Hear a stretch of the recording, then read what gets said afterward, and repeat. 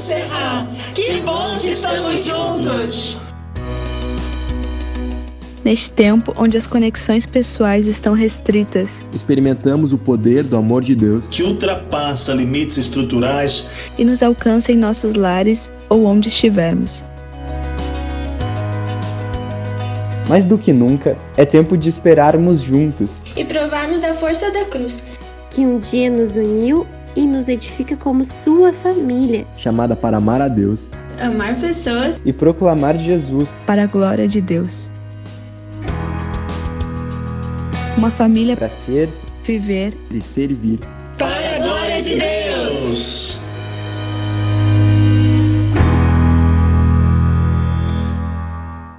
Olá, família Montserrat, que bom que estamos juntos!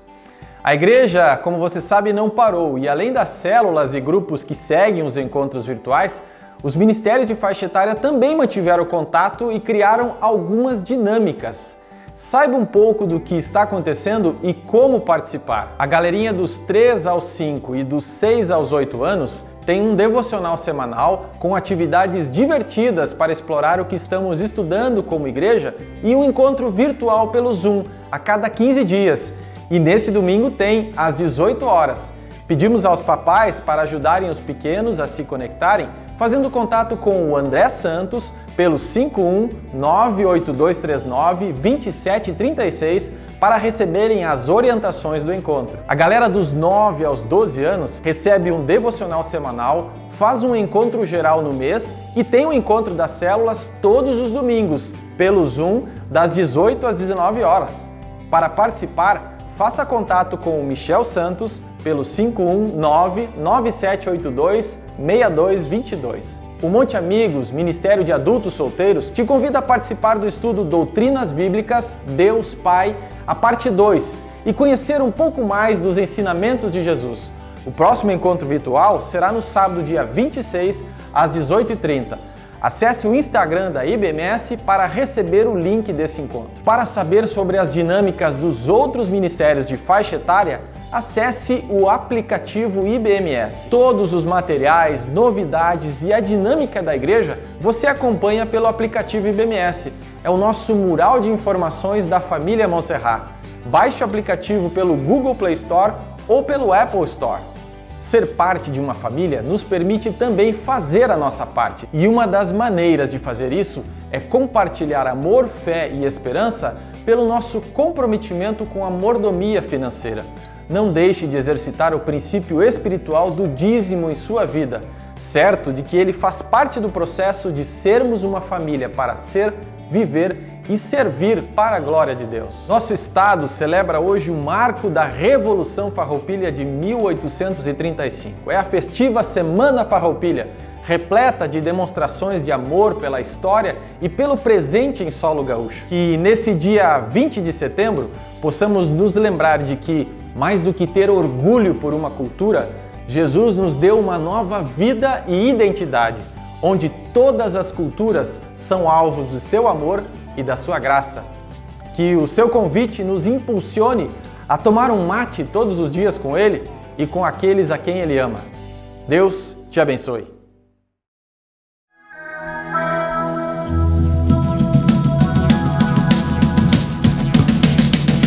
Os montes correm para o mar, teu rio de amor por mim. Eu abrirei meu coração, deixando a tua cor entrar. Me alegro por te pertencer, levantarei as minhas mãos.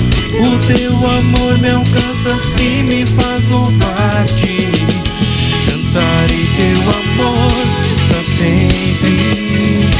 Cantarei teu amor pra sempre. Cantarei teu amor pra sempre. Cantarei teu amor pra sempre. Oh, oh, oh.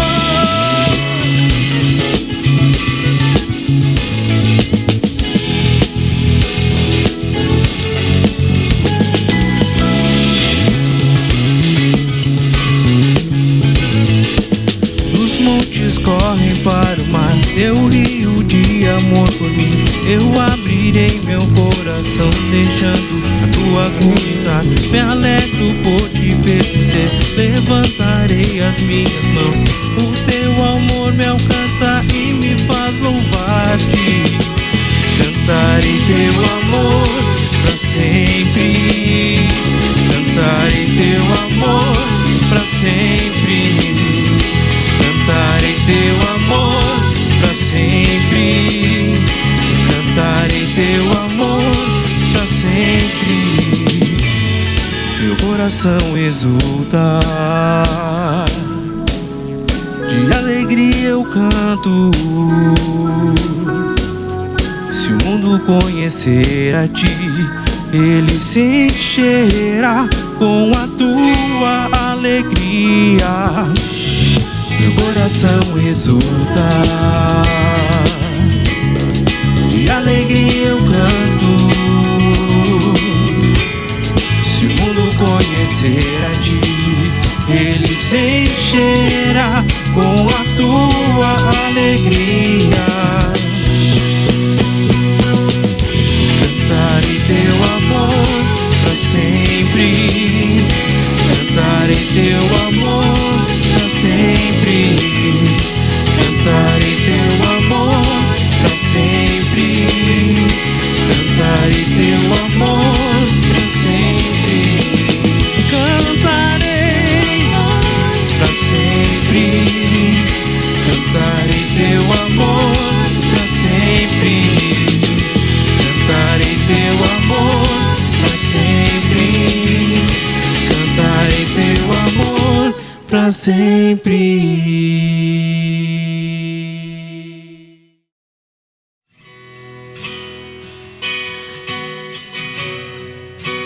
Quem é esse que vem nos abraçando? Quem é esse que vem nos constrangendo com o olhar? Ele é tão sábio, ensina em amor. Ele é tão manso, cuida dos corações. Quem é esse que vem nos abraçando? Quem é esse que vem nos constrangendo com o olhar? Ele é tão sábio, ensina em amor. Ele é tão manso, cuida dos corações. Ele entrou em casa, ele está à mesa. Ele nos observa, sabe que o desejamos. E ao partir do pão, os nossos olhos se abrem e reconhecemos quem tu és. Ao som da tua voz, os nossos corações queimam de amor. Queimam de amor. E ao partir do pão, os nossos olhos se abrem e reconhecemos quem tu és. Ao som da tua voz, os nossos corações queimam de amor. Queimam de amor. Nós arrumamos a casa, Perfumamos ela toda, nós preparamos a mesa, no meu lugar de honra. Nós arrumamos a casa, perfumamos ela toda, nós preparamos a mesa, no meu lugar de honra.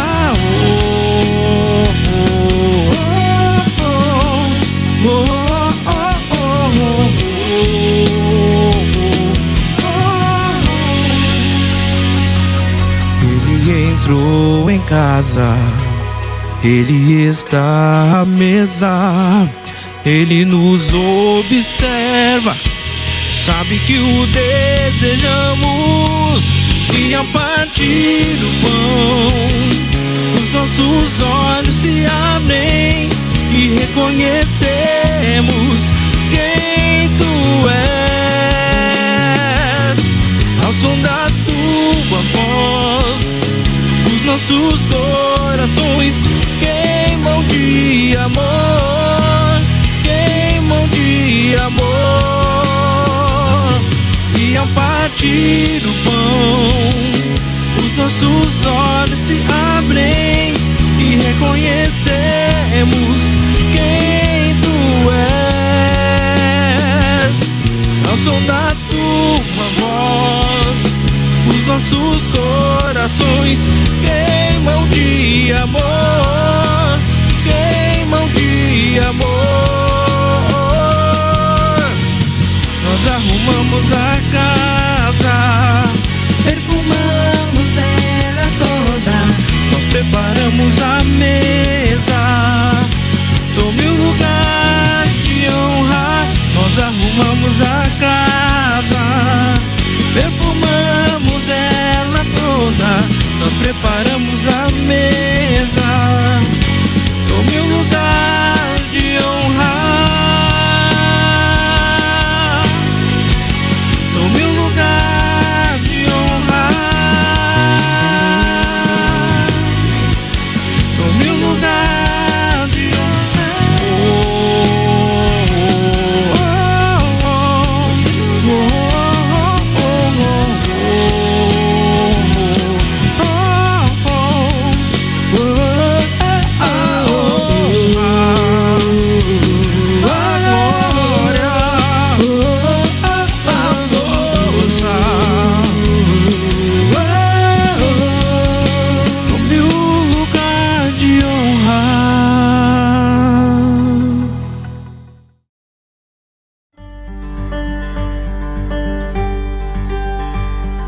Olá, igreja! Meu nome é Gabriel Schau, sou discípulo de Jesus, lutando diariamente para me manter puro e santo.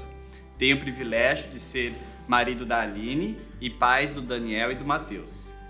Eu me chamo Aline, discípula de Jesus, casada com Gabriel, mãe do Daniel e do Mateus, vivendo a restauração um dia de cada vez. Queremos compartilhar com vocês como foi o processo de consagração da nossa família a Deus. Nós nos casamos em 2009 e desde o início a gente queria servir a Deus, mas começamos nosso casamento servindo a nós mesmos.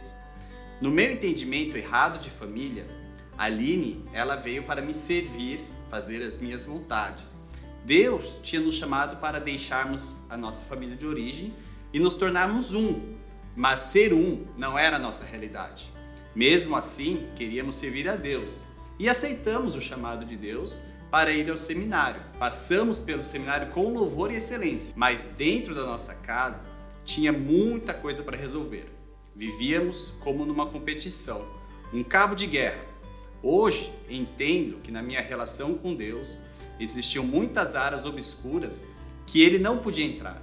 E a minha relação com Deus afetava a minha família, e a relação com a minha família afetava demais o meu relacionamento com Deus. Eu sempre quis casar, sempre amei a ideia de cuidar do marido, dos filhos, da casa. Para mim, a submissão era algo fácil, algo superficial, pois no meu pensamento errado, ser submissa era fazer tudo o que meu marido mandava. Ter a casa limpa, organizada, os filhos bem cuidados.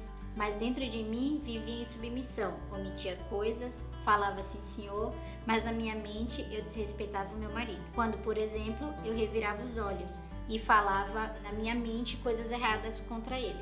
Eu não compreendia a verdadeira submissão em Cristo, nem confiava no Gabriel para liderar nossa família. Eu achava que precisava direcionar o meu marido. Em 2016, terminada a etapa do seminário, achamos que estávamos prontos para ir para o campo missionário. Plantar uma igreja, converter todo mundo à nossa volta. Eu achava que estava mais do que pronto. Não poderia perder mais nem um minuto. Foi então que, compartilhando meus planos grandiosos com o Tercião, com muito amor, ele nos aconselhou a voltarmos para uma igreja e termos um tempo de estágio, onde poderíamos nos preparar melhor para os próximos passos.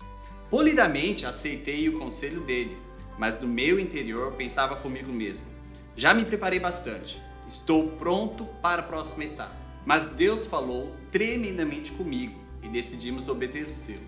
Chegamos aqui pensando que seriam apenas 2 anos de treinamento ministerial. Mal sabíamos que Deus iria trabalhar profundamente em nossas vidas. Aceitar voltar para o Brasil foi muito difícil, porque para mim era retroceder. Não acreditava que era possível existir uma igreja como a que o pastor Técio falava, transparente, onde as pessoas eram incentivadas e encorajadas a não usar máscaras e viviam em um processo de restauração. Para mim, para ser uma esposa do pastor, era necessário usar máscaras e me apresentar perfeita para as pessoas. Não podia mostrar meus defeitos, até porque eu não tinha tantos defeitos assim. Engano meu. Eu sabia que o nosso casamento não era perfeito e estava longe de ser. Mas para mim, todo o problema que tínhamos era culpa do Gabriel e que ele não queria mudar. Chegamos aqui prontos para servir, querendo atuar em todo o campo, mas ganhamos de presente um período sabático, sem servir na igreja. Foi muito difícil. Não queríamos descansar, nem muito menos trabalhar em nós mesmos. A gente queria servir a igreja. Mas aqui todo mundo falava em ser antes de fazer. E eu não entendia e nem concordava. Eu pensava, vamos fazendo e aprendendo. Só anos depois entendi como é necessário o ser antes do fazer. Então Deus começou a me incomodar. O Salmo 32, verso 3 e 4 começou a ser uma realidade na minha vida. Enquanto eu mantinha escondido os meus pecados, o meu corpo definhava de tanto gemer. Pois dia e noite a tua mão pesava sobre mim. Minhas forças foram esgotando como em tempo de seca. Então senti um incômodo muito grande. Uma semana antes do retiro Minha Vida Tem Jeito, eu conversei com o Lê e ele me disse que Deus, através do retiro, iria nos dar ferramentas que iriam nos auxiliar nos próximos passos. No retorno do retiro, eu e minha esposa tivemos uma conversa muito profunda. Abrimos nossa vida e começamos a compartilhar nossos pecados. Foi muito difícil assumir meus pecados diante de minha esposa. Confessei uma traição no tempo de namoro, meus vícios com pornografia, masturbação e mentiras. Aline ficou profundamente ofendida. Sofremos e choramos muito juntos. Foram dias difíceis, mas ali naquele momento começamos a retirar o lixo que estava afetando o alicerce da nossa casa. Tem sido um longo processo. Passamos pelo CR, onde ganhamos mais ferramentas e entendemos que somos impotentes diante dos nossos vícios, traumas, maus hábitos e comportamentos destrutivos, e que nossas vidas se tornaram ingovernáveis. Depois disso, entendemos que somente o poder superior Jesus poderia nos transformar. Foi então que a continuação do Salmo 32 se tornou uma realidade. Veja então o verso 5. Então reconheci diante de ti o meu pecado e não encobri as minhas culpas. Eu disse, confessarei as minhas transgressões ao Senhor e tu perdoastes a culpa do meu pecado. Hoje, não vivemos um casamento perfeito, isso não existe, mas buscamos a perfeição em Deus. Hoje vivemos um dia de cada vez, em um lar em restauração, com os alicerces refeitos, sem ressentimentos do passado, decididos sempre liberar o perdão um ao outro, buscando crescer em unidade, ajudando um ao outro. Hoje, deixo o Gabriel pastorear o meu coração, ser o líder espiritual da nossa família, pois sei que o líder espiritual dele é Deus. Hoje sou grata a Deus por tudo que Ele restaurou na minha vida, no meu esposo, no nosso lar. Hoje, para a glória de Deus, nossos filhos podem crescer em um lar saudável, não perfeito, mas em um lar que os pais buscam um dia de cada vez se parecer mais com Jesus. E nossa oração é que possamos ser um exemplo para a nossa família e para os meninos. Hoje podemos olhar para trás e perceber que se tivéssemos corrido para o campo missionário, provavelmente não estaríamos lá. Que muito provavelmente nem no ministério a gente estaria. E talvez nem o nosso casamento estaria de pé.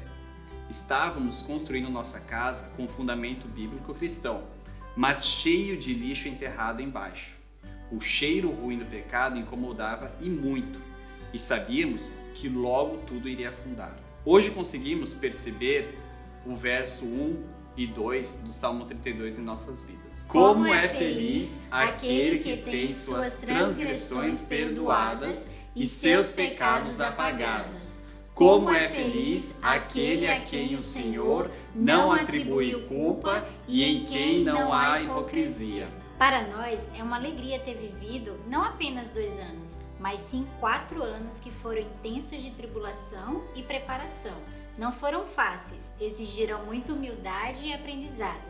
Hoje nos sentimos prontos, mas não porque estamos totalmente preparados, mas sim pois agora nos sentimos limpos. Esses 4 anos foram os anos de maior crescimento em nossas vidas até hoje, pois decidimos deixar Deus iluminar todos os cantos da nossa vida. Que você também possa trilhar o caminho da restauração e consagrar a sua família a Deus. Nós consagramos a nossa família a Deus.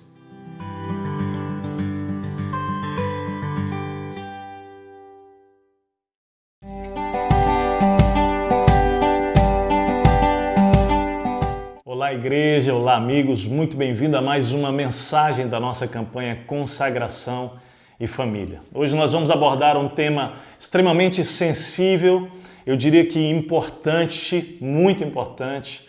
Quero convidar você, homem e mulher, adolescente, jovem, pai, mãe, avô, avó, a pensarmos juntos, seriamente, acerca do tema, não é? Pecados familiares. Vamos falar sobre a necessidade que temos todos nós de enfrentarmos essas questões e buscarmos mais do que isso, restauração. Entender que pecados familiares não tratados podem produzir em nossas vidas morte espiritual.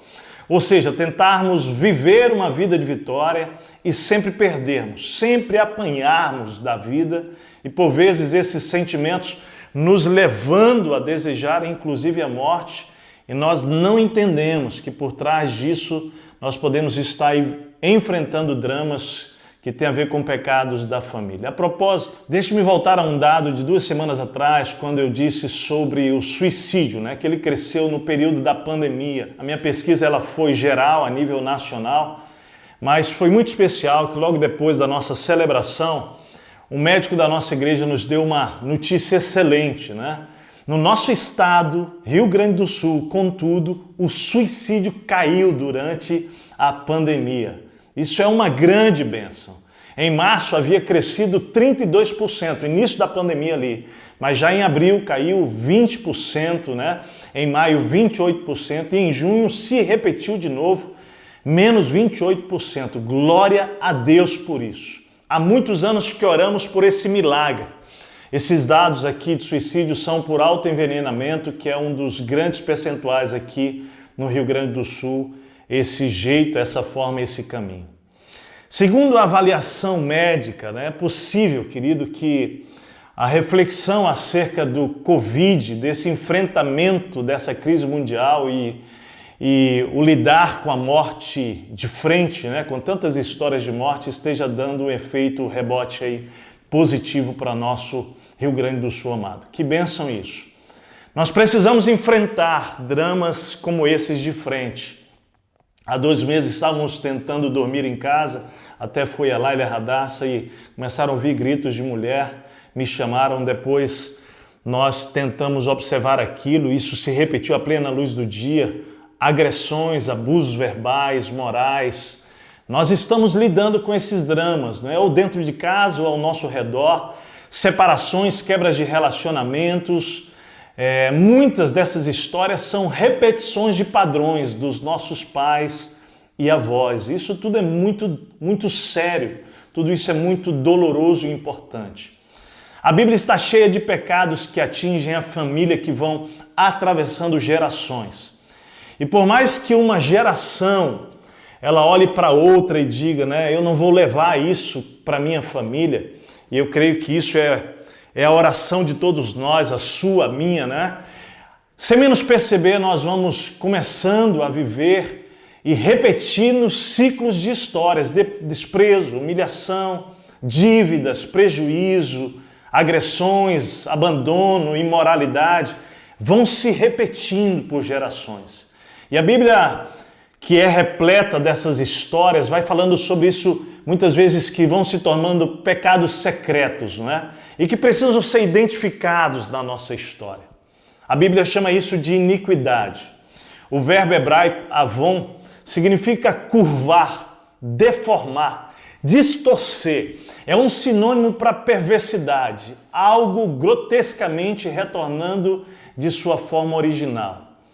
Enquanto a palavra grega hamartia significa pecado, ela representa errar o alvo, né? Lá do original do grego, a iniquidade, a palavra iniquidade, ela constitui na instalação do pecado, se tornando um estilo de vida que vai deformando a forma original, né? O projeto original de Deus ao nos criar. Jesus faz várias advertências em relação à iniquidade, né? Essa palavra do grego é anomia ou adikia, ela aparece também para a gente lá no grego. E quando a gente olha para as palavras de Jesus, nós vamos perceber que ele fala de maneira muito séria acerca da nossa relação com a iniquidade. Essa palavra aqui no grego aparece como anomia ou adikia. Ele vai falar sobre isso. Ele diz assim: então lhes direi explicitamente, nunca vos conheci. Apartai-vos de mim os que praticais a iniquidade. Jesus estava falando sobre aqueles que profetizavam em nome dele, que expulsavam demônios em nome dele. Ou seja, a iniquidade ela convive com experiências, né, místicas e com demonstrações de poder, mas não necessariamente aquilo está sendo aprovado por Jesus, né? Eu acho que isso é bem importante. Jesus também, quando ele fala sobre a sua vinda e sobre a separação do joio e do trigo, né, diz assim: mandará o Filho do Homem os seus anjos, que ajuntarão do seu reino todos os escândalos e os que praticam a iniquidade. Mateus capítulo 13, versículo 41. Mostrando claramente que a iniquidade será julgada por Deus da mesma forma que os escândalos, né? Quando você estuda as Escrituras, você percebe nas palavras de Jesus uma atenção muito séria e uma exortação. Ele aqui também vai dizer: assim também vós, exteriormente pareceis justos aos homens, mas por dentro estáis cheios de hipocrisia e de iniquidade. Mateus 23, versículo 28, mostrando que a iniquidade é passível de ser dissimulada por aparência de temor, por aparência de piedade. Ainda ele fala, né? E por se multiplicar a iniquidade, o amor se esfriará de quase todos. Mateus 24, 12. Aqui, falando a referência sobre os últimos dias, a iniquidade será maior, né? Por causa do abandono da fé. É por isso que nós precisamos estar atentos. Isso deve ser muito cedo, né? Observado muito cedo na vida da nossa família. Lá em Provérbios 22, 15, a Bíblia mostra que toda criança tem inclinação para o mal, né? A insensatez está ligada ao coração da criança, mas a vara da disciplina a livrará dela. Provérbios 22, 15. Muito embora na nossa cultura essa palavra insensatez, ela é usada de forma muito leviana, como se não fosse nada mais além de algumas travessuras infantis. O termo hebraico traduzido por insensatez significa estado do ser desprovido de sabedoria e desprovido de entendimento, com foco nos nossos comportamentos perversos que eles ocorrem nesse estado de insensatez. É a palavra usada, querido, para descrever claramente a mentalidade e o comportamento de um indivíduo moralmente corrupto que vive em rebeldia contra Deus. Além disso, a Bíblia também vai nos ensinar, né, e reafirmar que toda criança nasce com inclinação para o mal. Ela herda dos pais essa tendência pecaminosa que, por sua vez, herdaram dos seus pais também, e rastreando a sua fonte original, toda a raça humana a recebeu do seu ancestral comum, Adão. A gente enxerga isso lá em Romanos capítulo 5, quando diz: portanto, da mesma forma como o pecado entrou no mundo por um homem, ou seja, estava falando do primeiro Adão, e pelo pecado entrou a morte, assim também a morte veio a todos nós, a todos os homens, porque todos pecaram. Se pela transgressão de um só homem, de uma só pessoa, Adão, né, a morte reinou por meio dele, muito mais aqueles que recebem de Deus a imensa provisão da graça e a dádiva da justiça reinarão em vida por meio de um único homem, o segundo Adão, Jesus Cristo, Romanos capítulo 5, versículo 12 e 17. Ou seja, essa inclinação para o mal é o que aparece no Novo Testamento como a natureza carnal, ou carne. Em geral, os teólogos definem isso pelo pecado original, ou de pecado original. Isso fica gritante, né, quando nós temos filhos. E aí nós vamos descobrindo que não precisamos ensiná-los a desobedecer, nós não precisamos ensinar os nossos filhos a mentirem, a agir de forma egoísta, né? Isso vem tão naturalmente quanto o sono de um bebê, porque está associado ao coração, este coração já marcado pelo pecado de Adão. Em sentido abstrato, coração tornou-se o termo bíblico mais rico para falar da totalidade da alma humana. O coração é a morada da vontade. Uma decisão pode ser descrita como a disposição do coração. O texto bíblico, quando diz lá que não procedem do meu coração, quer dizer que não procedem da minha vontade. Números 16, versículo 28. Portanto, querido, a retidão, ela se trata da sinceridade do coração. O rei Abimeleque, quando ele é enganado sobre Sara, né, quando Abraão o engana, ele diz o seguinte: o que fiz foi de coração puro e mãos limpas, Gênesis capítulo 20, versículo 5. Então nós precisamos entender hoje é que, embora puros de coração, né, sinceros de coração, Deus, Ele nos ama, embora Ele seja paciente conosco, grande fidelidade, perdoador, Ele encara com seriedade os pecados familiares não confessados. Ele deseja nos livrar deles porque nós os temos desde o nosso nascimento. Então nós podemos estar fazendo escolhas e vivendo sob efeito de escolhas erradas dos nossos avós, dos nossos bisavós, dos nossos pais, e precisamos ter consciência disso, precisamos ter clareza disso. Por que, Técio? Por que isso é importante? Porque a Bíblia diz que essas iniquidades têm o poder para atingir, para influenciar e até para destruir até 4 gerações após a geração lá dos nossos avós. Se não forem interrompidas pelo poder de Jesus, elas podem trazer danos terríveis.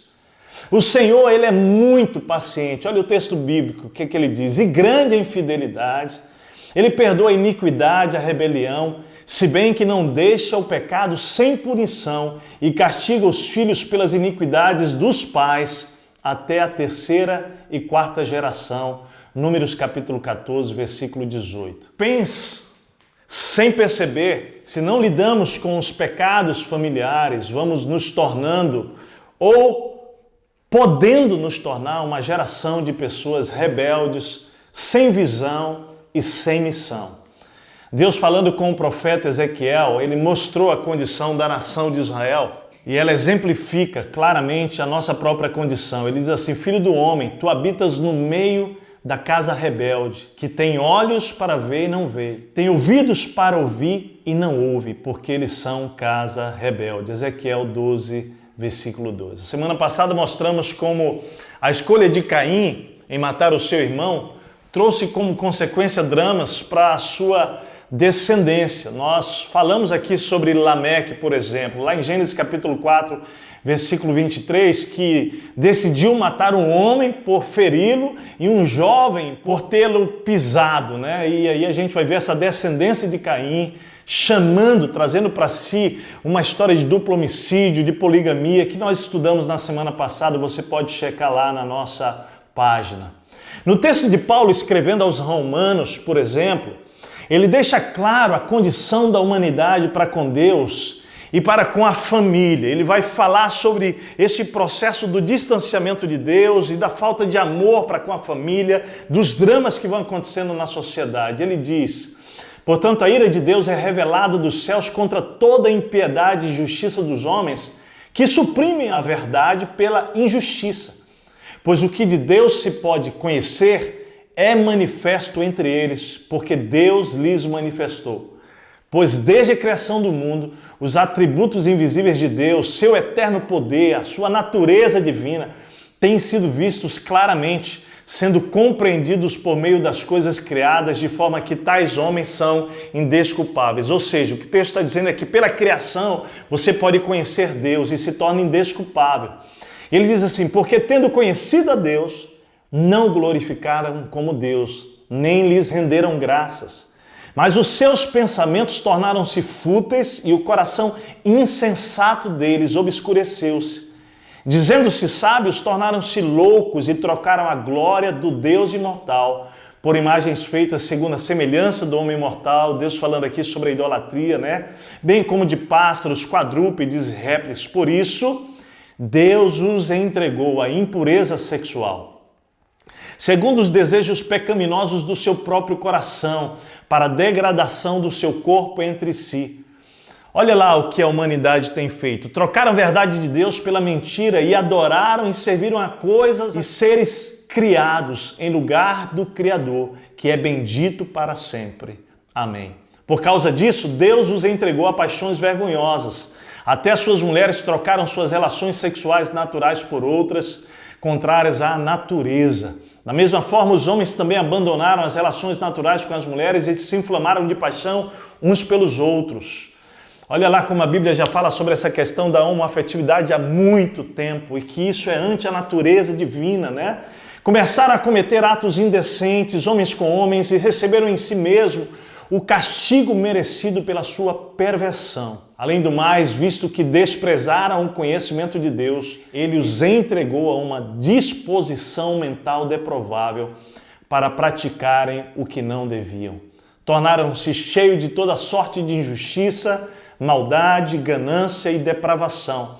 Estão cheios de inveja, homicídio, rivalidade, engano, malícia, são bisbilhoteiros, caluniadores, inimigos de Deus, insolentes, arrogantes e presunçosos. Inventam maneiras de praticar o mal, desobedecem a seus pais, são insensatos, desleais, sem amor pela família, implacáveis. Embora conheçam o justo decreto de Deus, de que as pessoas que praticam tais coisas merecem a morte, não somente praticam, continuam a praticá-las, mas também aprovam aqueles que as praticam. Um texto muito importante de nós percebermos. Romanos capítulo 1, versículos 18 a 32. Nós vamos vendo isso atravessar realmente geração após geração. Pais amaldiçoando seus filhos, na frente e nas costas, falta de misericórdia, duras críticas, irmão amaldiçoando o outro, irmão, filhos se rebelando contra os pais, malícia, muitos de nós não entendendo que a morte anda pelas palavras. Estamos assistindo isso de diversas formas na nossa sociedade. O desprezo pela família, o desprezo pelos pais, a guerra dos sexos. Tudo isso tem trazido consequências a gerações após gerações muito graves. O que fazer então para que essas iniquidades não destruam mais a minha família, não destruam mais a sua família, não destruam mais a sua vida, não tenham força sobre a sua família, sobre a minha família? Nós queremos dar aqui três sugestões tremendamente importantes para você. Primeiro, convide o Espírito Santo para investigar a sua própria história, ter consciência dela. Assuma uma posição de protagonista e não mais de vítima, Peça a Deus que lhe revele sobre as iniquidades da sua família. Elas podem estar trazendo para você, sobre sua família, danos até hoje. Meu querido, no entanto, nosso objetivo aqui de investigar não é acusar ou culpar pai ou mãe. Muita atenção com isso, Nem um avô, nem uma avó, não é nada disso. Ao contrário, nós queremos chamar você a mudar, sair dessa condição de acusação, de autopiedade, de vitimismo, para escrever a sua história, para assumir responsabilidade. Queridos, frase do tipo, se meu pai não tivesse me abandonado, nos abandonado, Se a minha mãe não fosse uma mulher imoral, que tivesse traído meu pai, se não tivéssemos sido roubados pelos nossos tios, não seríamos tão miseráveis como somos, Se meu pai tivesse me dado a minha herança, se meu irmão não tivesse me burlado, me enganado, ou me ajudado, quem sabe me apoiado, se eu não tivesse sido abandonado, abandonada, ou abusado, ou rejeitada. Queridos, frases desse tipo, elas não vão trazer saúde para a sua vida. Sem dúvida que isso e muito mais causam feridas e dores profundas, reais, legítimas. Mas não podemos viver a vida transferindo responsabilidades e nos colocando numa posição de vitimismo, não. Precisamos identificar as feridas, as decisões e escolhas erradas feitas por pessoas que deveriam sim nos amar, nos proteger, mas ao identificá-las, nós precisamos assumir a posição de que não seremos mais dirigidos por nada disso. Deus pode entrar e quer entrar na sua história, na minha história, romper esse ciclo de dor que se arrasta por 2, por 3, por vezes 4 gerações. Porém, veja bem que nós temos a responsabilidade e a possibilidade de fazermos escolha, de respondermos pelos nossos próprios atos. Ele fala assim: os pais não serão mortos em lugar dos filhos, nem os filhos em lugar dos pais. Cada um morrerá pelo seu próprio pecado. Deuteronômio 24, 16. Eu quero dizer que Deus pode fazer isso parar por sua escolha. Antes de seguirmos em frente, vamos nos permitir examinar alguns desses pecados familiares que a Bíblia descreve. Observe, por exemplo, como a Bíblia fala sobre as consequências de ferir e ser ferido por pai e por mãe, por exemplo. Quando a Bíblia fala sobre essa relação, ele vai falar, por exemplo, das iniquidades, pecados nunca confessados que se repetem na linhagem seguinte, depois na segunda, terceira descendência. Melhor, o texto bíblico vai dizer: os que sobreviverem apodrecerão na terra do inimigo por causa dos seus pecados e também por causa dos pecados dos seus antepassados. Mas, olha lá, se confessarem os seus pecados e os pecados dos seus antepassados, sua infidelidade e oposição a mim, eu me lembrarei da minha aliança com Jacó, da minha aliança com Isaac, da minha aliança com Abraão, e também me lembrarei da terra. Então, uma promessa de Deus aí, não é? Quando nós rompemos em oração, confessando, não é, pecados. Levítico 26, 39, 40, versículo 42. A Bíblia vai falar, por exemplo, da quebra de aliança entre o marido e a esposa, brigas, divórcios, adultério, lá em Malaquias capítulo 2, 16. O texto diz assim: não foi o Senhor que os fez um só? Em corpo e em espírito eles lhe pertencem. E por que um só? Porque ele desejava uma descendência consagrada. Portanto, tenham cuidado, ninguém seja infiel à sua mulher, à mulher da sua mocidade. Eu odeio o divórcio, diz o Senhor, o Deus de Israel, e também odeio o homem que se cobre de violência como se cobre de roupas, diz o Senhor dos Exércitos. Por isso, tenham bom senso, não sejam infiéis. Malaquias capítulo 2, versículo 15 a 16. Violência, esse texto fala sobre adultério, não é? Sobre imoralidade, marido traindo esposa, esposa marido, e ele está dizendo que Deus odeia o divórcio. Olha só, ele vai falar sobre quebra de aliança com Deus, né? Apostasia, idolatria, ele chama isso de prostituição espiritual. Ora, diga-lhes, assim diz o Senhor, o soberano, quando qualquer israelita erguer ídolos em seu coração e puser um tropeço ímpio diante do seu rosto e depois for consultar um profeta, eu, o Senhor, eu mesmo responderei a ele conforme a sua idolatria.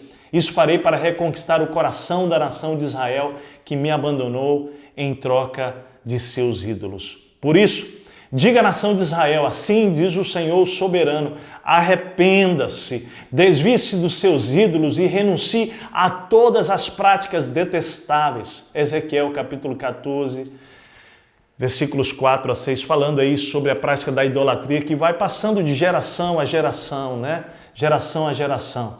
E aí ele exorta aqui, né? Por que perguntam às nações, onde está o Deus deles? O nosso Deus está nos céus e pode fazer tudo o que lhes agrada. Os ídolos deles, de prata e ouro, são feitos por mãos humanas. Têm boca, mas não podem falar.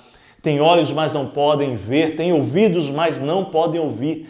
Nariz, mas não podem sentir cheiro. Têm mãos, mas não podem apalpar, pés, mas não podem andar, e não omitem som algum com a garganta. Tornem-se como eles aqueles que os fazem e todos os que neles confiam. Mas aí vem o chamado a confiar em Deus, não é? E ele vai falar exatamente assim para mim e para você nessa manhã. Confie no Senhor, ó Israel, Ele é o seu socorro, Ele é o seu escudo. Confie no Senhor, sacerdotes, Ele é o seu socorro e o seu escudo. Vocês que temem o Senhor, confiem no Senhor, Ele é o seu socorro, Ele é o seu escudo. Que o Senhor os multiplique, vocês e os seus filhos. Sejam vocês abençoados pelo Senhor que fez os céus e a terra. Salmos 115, versículos 2 a 11, 14 a 15. Observe como a sua família pode ser abençoada ao escolher amar e servir a Deus, o único Deus verdadeiro. Outro drama que a gente percebe na sociedade é a rebelião de filhos contra os pais, que vai trazer sequidão, miséria, né? Olha o texto, depois de ter gasto tudo, houve uma grande fome em toda aquela região e ele começou a passar necessidade. A gente vai ver isso no filho pródigo, no Lucas capítulo 15, versículo 14, né? Dramas que vão passando de geração a geração são pecados encobertos, né? A Bíblia diz que nunca prospera quando a gente esconde pecados. Quem esconde os seus pecados não prospera, mas quem os confessa e os abandona encontra misericórdia. Provérbios capítulo 28, versículo 13. Também fala sobre falta de perdão que vai acontecendo, né? E gerando realmente assim dramas tão grandes. Lá em Mateus 18, 32 a 35, fala que é como entregar aos atormentadores, né? O drama é tão sério, tão grande. O texto diz assim, então o Senhor chamou o servo e disse, servo mau, cancelei toda a sua dívida, porque você me implorou. Você não devia ter tido misericórdia do seu conservo, como eu tive de você? Irado, seu Senhor entregou aos torturadores, até que pagasse tudo o que devia. Assim também fará meu Pai Celestial a vocês, se cada um de vocês não perdoar de coração a seu irmão. Mateus 18, 32 a 35. Imagina isso, né? Ser entregue à tortura. E é isso que acontece, né? Uma tortura emocional e espiritual. A Bíblia vai falar do jugo desigual, aliança, sociedade com pessoas que não têm a mesma fé que você. Veja bem que não é que tem que ser da mesma igreja, não é nada disso. Porque às vezes a gente confunde isso com religiosidade. Ele está falando sobre senhorio, sobre governo, né? Não temos nós todos o mesmo Pai? Não somos todos criados pelo mesmo Deus? Por que será então que quebramos a aliança dos nossos antepassados, sendo infiéis uns com os outros? Judá tem sido infiel. Uma coisa repugnante foi cometida em Israel e em Jerusalém. Judá desonrou o santuário que o Senhor ama. Homens casaram-se com mulheres que adoram deuses estrangeiros. Malaquias 2, 10 a 11. E aqui está falando exatamente sobre você fazer sociedade, seja casamento ou tipo de sociedade, com pessoas que têm fé tão diferente, tão distante, né? E que as crises vêm e você não sabe a quem buscar. E as buscas são a deuses diferentes que não tem como. Isso vai geralmente terminar em distanciamento, né? Não era para ser assim, não é para ser assim. Mateus capítulo 5 vai falar sobre pragas proferidas, deformação, né, que vai acontecendo na identidade do ser humano. Também olhamos na palavra e vimos a seriedade do envolvimento com a feitiçaria, com o satanismo, com os espíritos. Deuteronômio 18, 10 a 12 fala sobre isso. Quando entrarem na terra que o Senhor, o seu Deus, dá a vocês, não procurem imitar as coisas repugnantes que as nações de lá praticam. Não permitam que se ache alguém no meio de vocês que queime em sacrifício o seu filho ou a sua filha, que pratique adivinhação, ou se dedique à magia, ou faça presságios, ou pratique feitiçaria, ou faça encantamentos, ou que seja médium, ou que consulte os espíritos, ou consulte os mortos. O Senhor tem repugnância por quem pratica essas coisas. E é por causa dessas abominações que o Senhor, o seu Deus, vai expulsar aquelas nações da presença de vocês.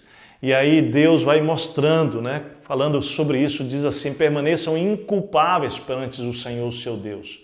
Deuteronômio 18, 9 a 13. A gente vive num contexto de um estado que busca muito isso, né? E por vezes gerações vão repetindo esses atos, vão fazendo isso. E eu gosto de dizer sinceramente errados. Lá em Apocalipse também, a Bíblia diz: felizes os que lavam as suas vestes, e assim têm o direito à árvore da vida e podem entrar na cidade pelas portas. E ele diz assim: fora ficam os cães, os que praticam feitiçaria, os que cometem imoralidade sexual ou sexuais, os assassinos, os idólatras e todos os que amam e praticam a mentira. Apocalipse 22, 14 e 15. A Bíblia também vai falar sobre todo tipo de perversão sexual, prostituição, Deuteronômio 23, 18, bestialidade, Levítico 20, 16, homossexualismo, Levítico 20, 13.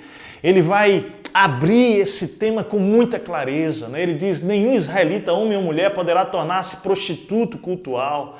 Não tragam ao santuário do Senhor, seu Deus, os ganhos de uma prostituta ou os ganhos de um prostituto, a fim de pagar algum voto, pois o Senhor, o seu Deus, por ambos tem repugnância.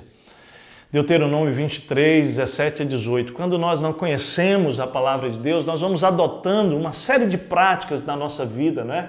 E você que já praticou isso ou conhece alguém, nós não estamos aqui para julgar. Nós estamos tentando observar na palavra de Deus princípios que vão trazer bênção para a sua vida, bênção para a sua família, para a nossa família.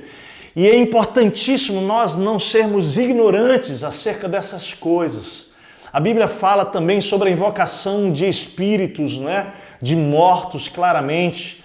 Os homens ou mulheres que entre vocês forem médiuns ou consultarem os espíritos, né, terão que ser executados. É tão forte isso lá no Antigo Testamento. Deus estava querendo realmente estabelecer uma cultura que fosse separado dessas coisas, e o dano era muito terrível, era a morte. Quando você lê o livro de Deuteronômio na Bíblia, você vê o último discurso, por exemplo, de Moisés, antes dos israelitas entrarem para a Terra Prometida, capítulo 27, versículo 15 a 25, você vai ler sobre tudo isso, você vai ter essas instruções, e são instruções cabíveis a nós, né? Porque Deus estava separando, lembra bem da semana passada, uma geração consagrada para abençoar a próxima geração, Então ele vai falar sobre todas essas questões, leia, fala sobre a idolatria, fala sobre desonra, fala sobre todas essas questões que nós trabalhamos aqui, para que você possa ter ciência e consciência, olhar para a sua vida, para a sua família e dizer: Deus, o que precisa ser tirado do meio da nossa família? O que nós estamos vivendo inconscientemente, repetindo talvez padrões da nossa história familiar, ou não, talvez isso nunca tenha acontecido na sua família e você esteja fazendo essas escolhas, né? Ele vai falar sobre furto, ele vai falar sobre dívidas, ele vai falar sobre esse ciclo de dívidas na história da família, versículo 17 do capítulo 27 de Deuteronômio.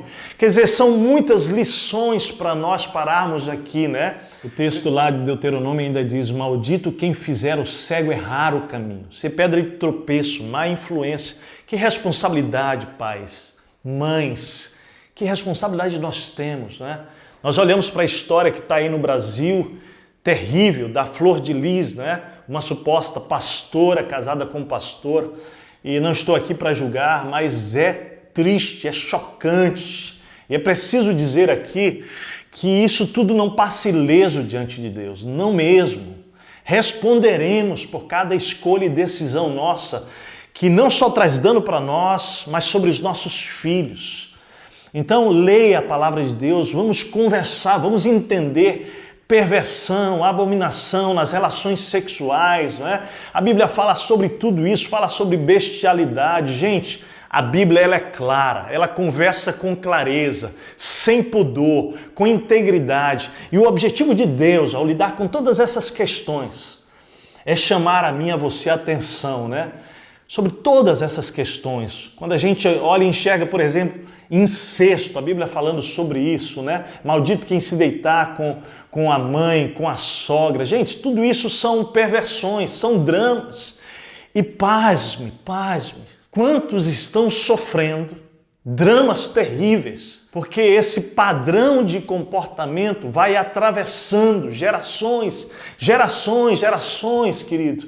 Mas hoje você precisa entender que à medida que você orar e clamar ao Senhor, o Senhor abre os meus olhos, nos faz ver, perceber o que nós podemos estar sofrendo, que iniquidades se instalaram na nossa família e se tornaram comuns, que tem se repetido como um padrão natural, mas que não é e tem destruído a nossa geração. Querido, nós precisamos hoje abrir os nossos olhos aqui.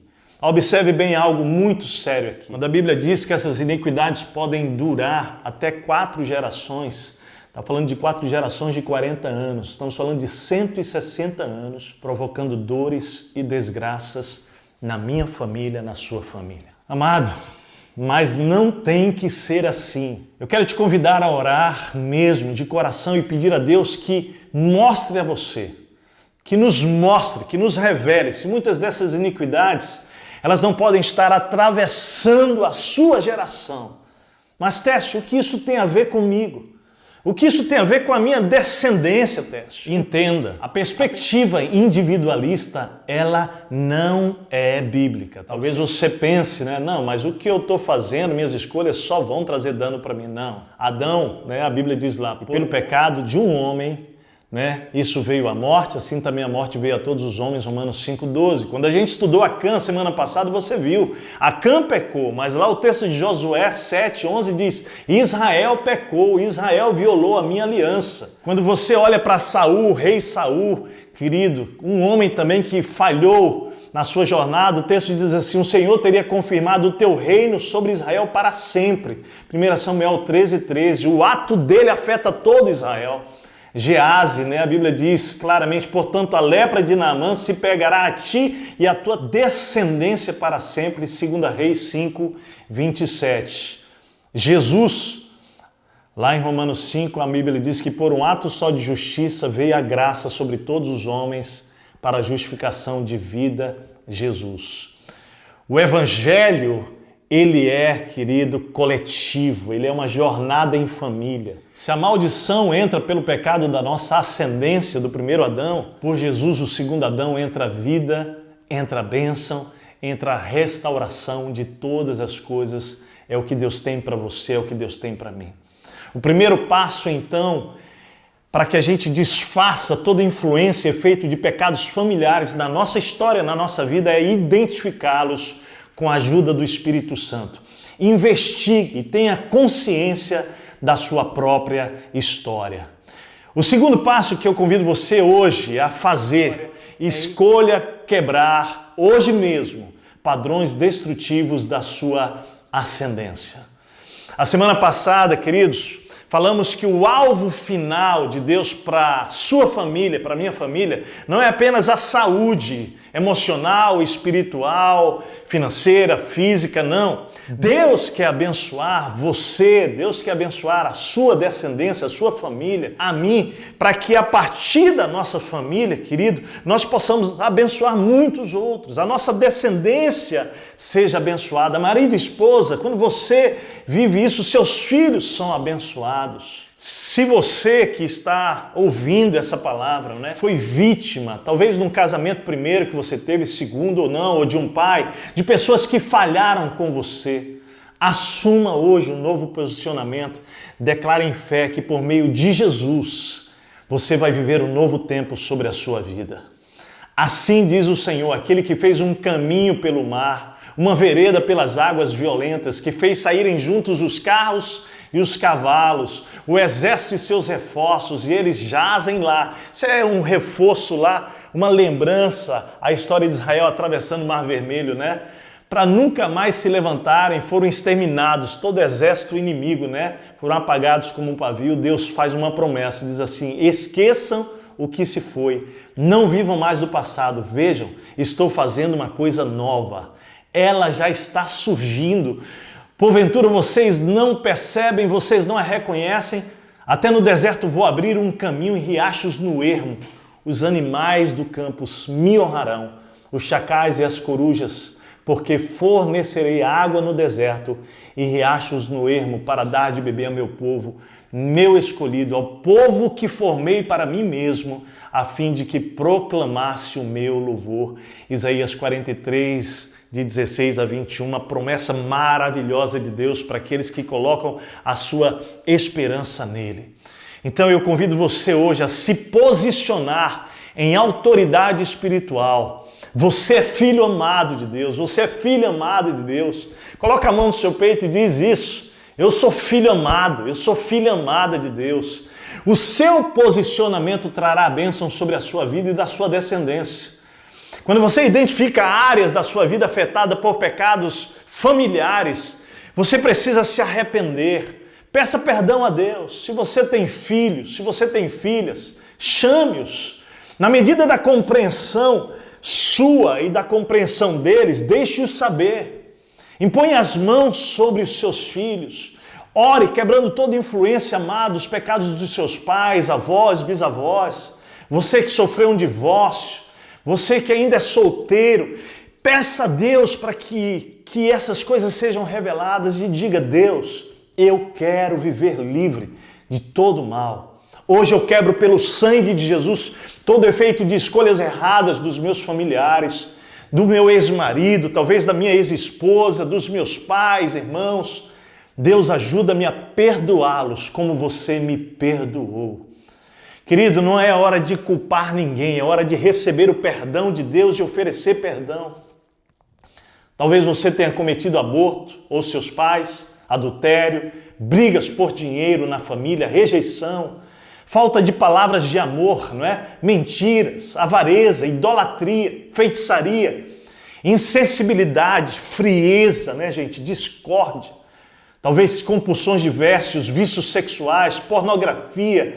Talvez seja fruto de um incesto, palavrões, maldições, cirurgias e trabalhos espirituais, fingimentos, preferência de filhos, agressões, sensualidade, inversão de autoridade, manipulação, doenças físicas, emocionais, mentais, ódio, vingança, assassinato.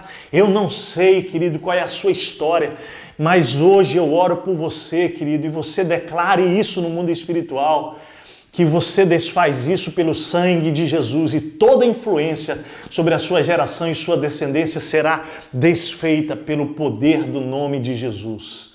Creia, Deus ouve nossas orações e Ele responde poderosamente nos dando libertação. Ele quebra as cadeias, Ele nos faz livre, né? Quando a nação de Israel pergunta ao Senhor por que estavam sofrendo, Deus lhes mostra que a infidelidade do homem à mulher da sua mocidade afetava a relação deles com Deus. Olha lá em Malaquias ainda, capítulo 2, diz assim: há uma coisa que vocês fazem.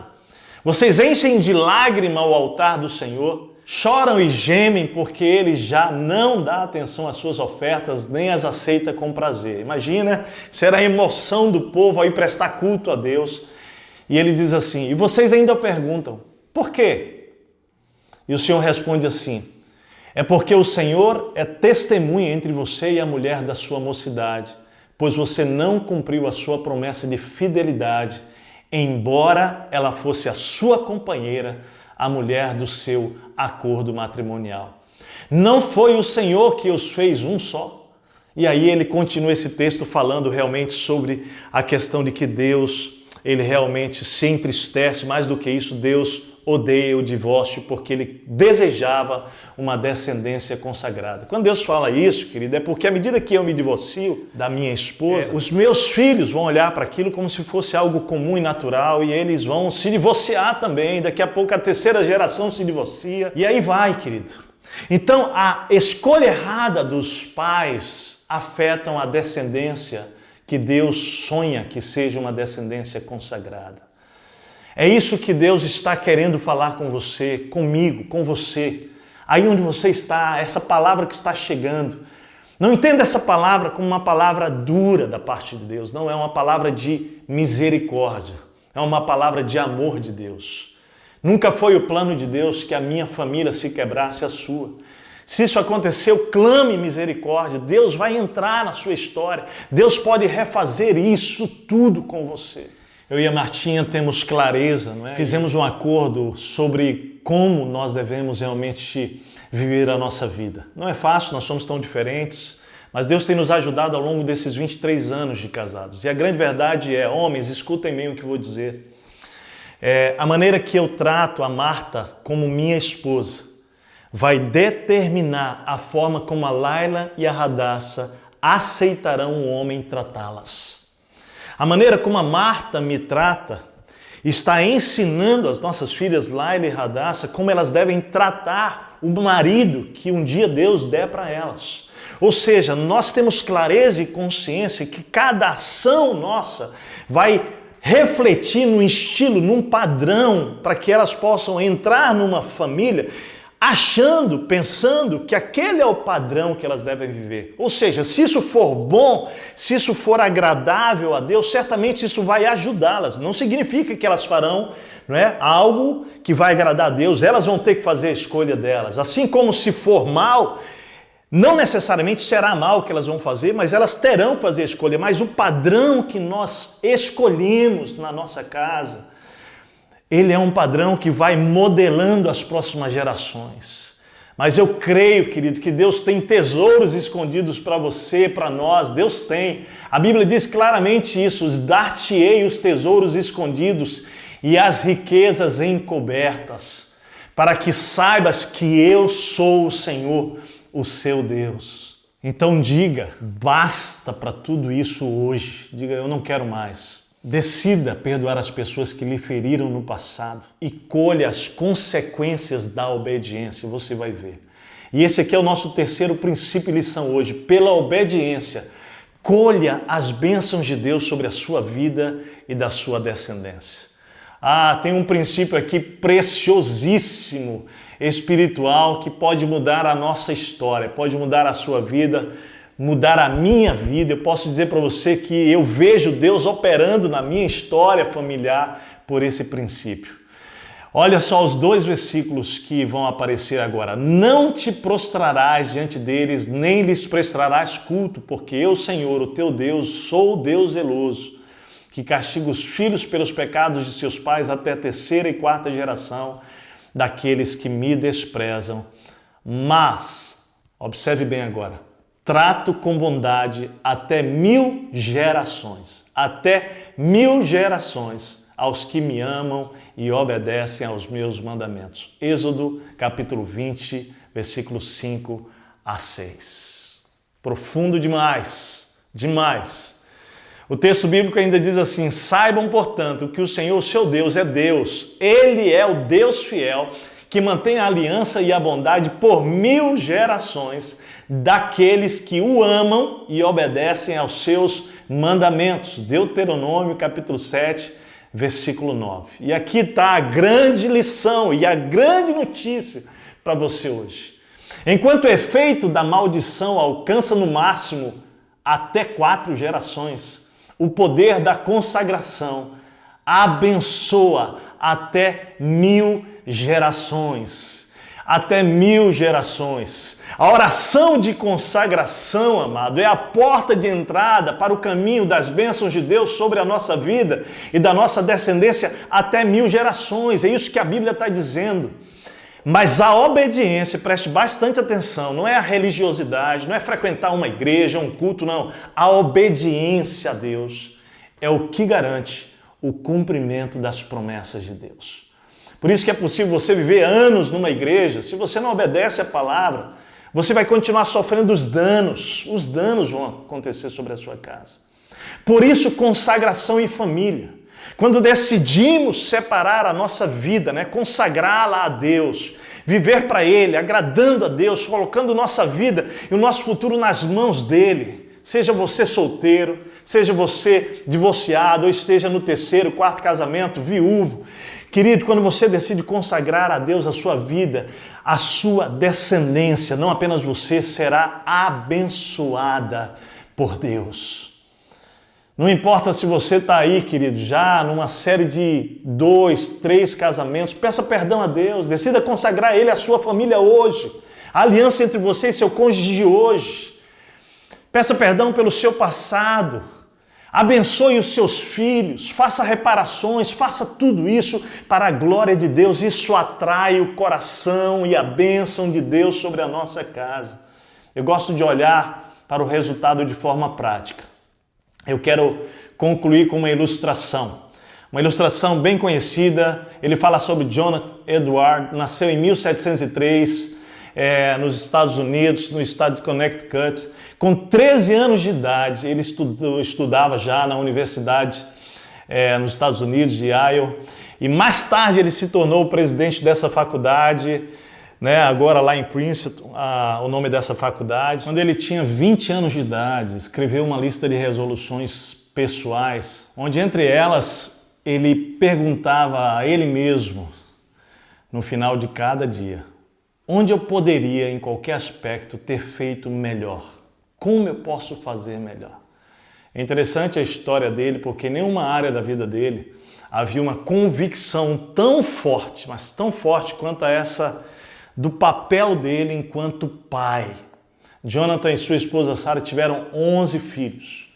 Imagina a agenda dele rigorosa de trabalho, incluía despertar às 4:30 da manhã para ler, escrever, quer dizer, era um ritmo bem forte dele, viagens, reuniões, muitas questões de ordem ministeriais e administração, mas ele sempre entendeu que ele não podia negligenciar na sua missão de pai.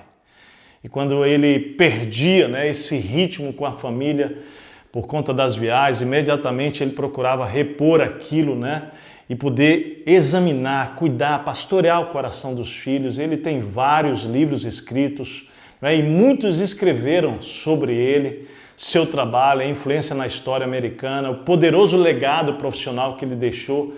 Mas o legado mais importante da vida dele, o que mais ele realmente sentia orgulho, foi o seu legado de pai. E aí um estudioso, Benjamin Warfield, de Princeton, registrou 1.394 descendentes dele.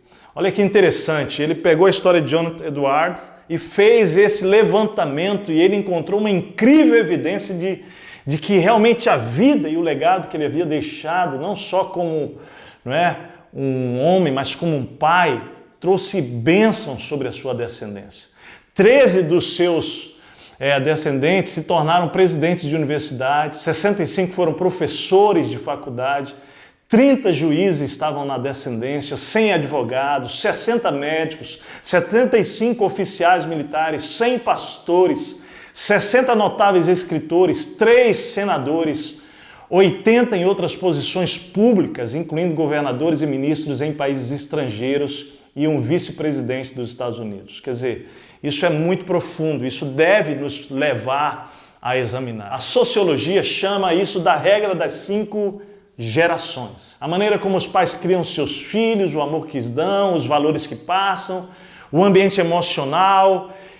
Tudo aquilo, querido, a educação, a formação do caráter, a influência não somente aos seus filhos, mas às próximas gerações, isso vai acontecer de maneira natural. A Bíblia diz, como você já viu, que quando a escolha é de bênção, não são só 4 gerações, não, são 1000 gerações que podem ser alcançadas pela bênção. É claro que cada geração consagrando a sua vida a Deus. Isso não é automático, É cada geração consagrando a Deus. Agora, essa regra de 5 gerações funciona mesmo, E a sociologia já descobriu que a Bíblia já falou quando o aspecto é também um aspecto da maldição. Aí o mesmo jornalista decidiu fazer o mesmo estudo realizado sobre a vida de Max Jukes, um contemporâneo de Edwards. E olha só, a história desse homem é muito chocante, fala sobre o que nós estamos comentando aqui, pecados familiares, Jukes tinha problema sério com a bebida, isso impediu que ele tivesse um emprego estável, isso fez com que realmente ele fosse um homem que não demonstrasse afeto à sua esposa, afeto a seus filhos. Algumas vezes ele desaparecia por dias, retomava embriagado depois de muitos dias, ou ele era achado. Assim, aquele homem não pôde oferecer amor, formação, caráter, nem nos seus filhos, nem na jornada com a sua esposa. O que se registra da descendência deste homem é triste, é muito forte, mas comprova a regra das 5 gerações, ou do que a Bíblia diz, as 4 gerações, né? Benjamim traçou 540 descendências de Jacques, os quais representaram um imenso contraste com o legado de Jonathan. Dos que foram possível registrar, 310 deles morreram como indigentes. Pelo menos 150 se tornaram criminosos, incluindo 7 assassinos. Mais de 100 foram alcoólatras, seguiram ali a mesma situação do pai, E metade dos seus descendentes femininas, das mulheres, foram pelo caminho da prostituição. E aqui um adendo aos homens, o impacto da ausência da figura masculina sobre as nossas filhas. Não que isso não cause o mesmo sobre os homens e, claro, que sobre os meninos também. É óbvio, querido, que a pesquisa não significa, ouça bem, que as pessoas sempre serão um produto do bem ou do mal que os seus pais fizeram, ou da maneira como eles viveram, ou que a pessoa que eles são, ou a pessoa que nós somos, sempre vai ser determinado pelos nossos ancestrais. Não. Em toda a história da humanidade, houve pessoas de bem, pessoas relevantes, que vieram de famílias quebradas, completamente desestruturadas, e puderam passar por cima de todos esses obstáculos, assumiram a responsabilidade e encontraram realmente na própria vida sentido, propósito, se tornaram pessoas abençoadoras. O inverso também, infelizmente, é uma verdade. Pessoas frutos de famílias estruturadas, que andaram com Deus, que tinham moral, pessoas sérias, não necessariamente se tornaram pessoas abençoadoras. Muitas se tornaram problemáticas e acarretaram danos para si e para a sociedade. Ou seja, a conclusão, queridos, é que nessas histórias que nós lemos aqui, que nós ouvimos e compartilhamos, é que é nossa responsabilidade, sim, sermos diligentes em nossa missão de preparar a próxima geração a serem abençoadoras e influentes na sociedade. Mas cada um fará a sua própria escolha. As decisões que tomamos hoje, elas poderão influenciar, sim, a próxima geração, mas a próxima geração, ela pode escolher fazer algo diferente da nossa geração, da minha geração. Eu quero terminar, eu quero concluir. Nós não acreditamos aqui no determinismo freudiano, Porque quando Deus entra na nossa história, Ele muda tudo. Quer você ter uma história semelhante à do Max Jacques ou do Jonathan Edwards, nós acreditamos que você vai decidir sobre a sua vida e você pode fazer isso hoje. O meu avô, queridos, teve mais de 25 filhos, com 2 esposas, mais outras mulheres que não eram mulher dele. Minha primeira avó faleceu, ele casou com a segunda, mas ele teve mulheres. Ele se converteu, graças a Deus, no final da sua vida, se arrependeu dos seus pecados, pediu perdão aos filhos, Graças a Deus ele partiu diferente, mas eu não preciso fazer o que o meu avô fez, eu não preciso sair fazendo minhas loucuras por aí, eu posso ser um homem fiel, um homem com uma esposa, um homem com filhos e filhas, eu posso fazer diferente. Se os seus pais foram infiéis um ao outro, você pode decidir ser fiel ao homem que você escolheu, à esposa que você escolheu, ou à esposa que você vai escolher, jovem, o marido que você vai escolher, jovem. Se os seus avós, se os meus avós foram idólatras, feiticeiros, eu posso escolher não me dobrar aos demônios, seguir a Cristo, fazer dele o meu Senhor e o meu Salvador. Se a minha ascendência não valorizou família, ou mesmo se despreza a família, você, homem, você, mulher, pode se dedicar, sim, a construir uma família saudável que vai abençoar as próximas gerações. Eu creio nisso. Seus familiares talvez não acreditem mais em casamento, mas com Deus você pode viver a restauração do seu casamento, da sua vida, construir uma família se você sonha com isso. Seus familiares talvez, querido, tenham sido escravos do dinheiro, Talvez tenham realmente se prostrado diante do Deus Mamon, mas você pode ser uma pessoa livre usando o dinheiro para amar e servir pessoas. O destino está nas nossas mãos. Se sua família de origem sempre viveu em guerras, em discórdia, em brigas, eu quero dizer que em Jesus você pode ter uma família unida, uma família que vai crescer sim, em meio às diferenças, mas aprendendo a apreciar, a amar, não desistindo um do outro, mas perdoando um ao outro. Salomão, descrevendo a sociedade, declarou: há uma geração que amaldiçoa seu pai e que não bendiz a sua mãe. Ele está falando de filhos ingratos e rebeldes. Ele diz: há uma geração que é pura aos seus olhos e que nunca foi lavada da sua imundícia. Quer dizer, ela é impura, mas sinceramente errada, acha que é pura, é enganada. Ele diz: há uma geração cujos olhos são altivos e cujas pálpebras são levantadas para cima. Ele está falando de uma geração orgulhosa. Ele termina dizendo: há uma geração cujos dentes são espadas e cujas mandíbulas são facas, para consumirem na terra os aflitos e os necessitados entre os homens. Ele está falando de uma geração insensível e violenta. Provérbios 30, 11 a 14. Não parece com essa geração que você e eu estamos vivendo? Eu quero terminar fazendo um convite a você. Deus está chamando você, chamando a mim. Deus está nos chamando para mudar a realidade do nosso mundo, da nossa história. A sua realidade, a minha realidade podem ser transformadas pelo poder de Deus. Precisamos de uma geração de paz, cheia de gratidão, cheia de pessoas imperfeitas, sim, mas íntegras, honestas, pessoas satisfeitas em Deus, pessoas sensíveis, pessoas conciliadoras que unem, pessoas confiáveis, amorosas, pessoas leais umas às outras, pessoas altruístas, pessoas humildes, pessoas sinceras.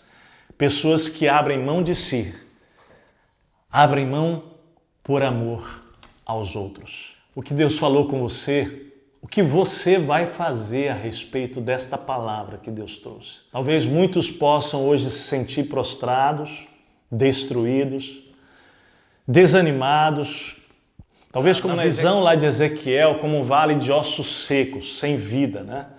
Isso me lembra Gênesis capítulo 2, quando nós temos essa visão, né, de morte, essa visão de que não há mais, a gente tem que lembrar, não é, que Deus sopra do seu Espírito sobre nós e Ele traz vida, sua família, seus filhos, seu casamento, os projetos de Deus para você, eles podem mudar a sua história. Talvez hoje seja desesperança e frustração, sentimento de que tudo isso aí não vai dar certo, melhor é que acabe, não é? Mas amados, olha lá, Gênesis 2, era barro, era tudo pó e soprou o Espírito, ruá de Deus, ruá de Deus, o Espírito de Deus levantou aquele corpo e trouxe vida. Foi assim também com aqueles ossos mortos na visão do profeta Ezequiel, em Ezequiel 37. Deus tem isso agora mesmo, Ele quer soprar dos 4 cantos da terra o seu Espírito sobre você, para que você volte a viver e você possa voltar a se mover e que toda morte emocional, toda falta de valor próprio, de dignidade, né, que foi por alguma razão atingida na sua vida, possa ser ressuscitada hoje pelo poder de Deus. Deus quer mudar a sua história e o seu destino. Deus quer fazer hoje, reviver realmente aquilo que você achava que não tinha mais esperança. Vamos orar? Eu convido você a fazer essa oração nesse momento. Ora comigo, com o Espírito Santo, investigar a sua história, ter consciência dela, não é? Quebrar hoje todo tipo de vínculo, de relação, de legalidade pela oração, com toda a fé. E nós vamos, pela obediência, colher as bênçãos de Deus sobre nossa vida e sobre nossa geração. Pai querido, nós oramos agora com essas pessoas que estão por detrás dessas telas, Senhor, mas que estão conectadas à voz do Teu Espírito Santo. Voz contundente, mas doce e suave voz que nos convida para a restauração.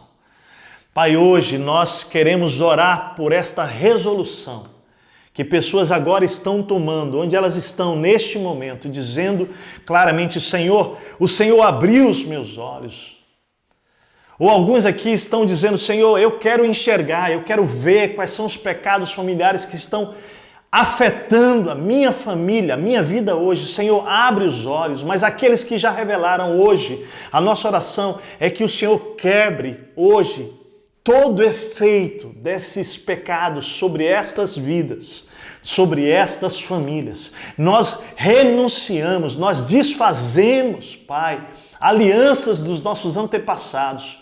Pedimos ao Senhor que o Senhor nos dê realmente uma vida livre para viver, ó Deus, o Teu plano. E, ó Deus, nós queremos sair daqui hoje dizendo que queremos conhecer a Tua palavra, conhecer a Tua voz e queremos obedecer. Certos, Pai, de que não apenas nós seremos abençoados, mas de que até 1000 gerações poderão ser abençoadas pelo poder do Teu amor. Oro assim por essas vidas agora, repreendo toda ação do inimigo contra elas, Pai. Senhor, que o Senhor cumpra esta palavra sobre cada vida, cada homem, mulher, pessoa que neste momento está fazendo esta oração. Para a honra e para a glória do Teu nome, nós oramos. Amém, amém e amém. Você que fez essa oração conosco, deseja ajuda, entra no nosso site, nós temos lá os contatos para que você possa marcar um horário para um atendimento pastoral. Nós queremos ajudar você nessa caminhada. Vamos batalhar juntos para que o mais precioso plano divino seja restaurado e colocado no seu devido lugar nas nossas vidas. Deus abençoe vocês. Um grande beijo e abraço com saudades.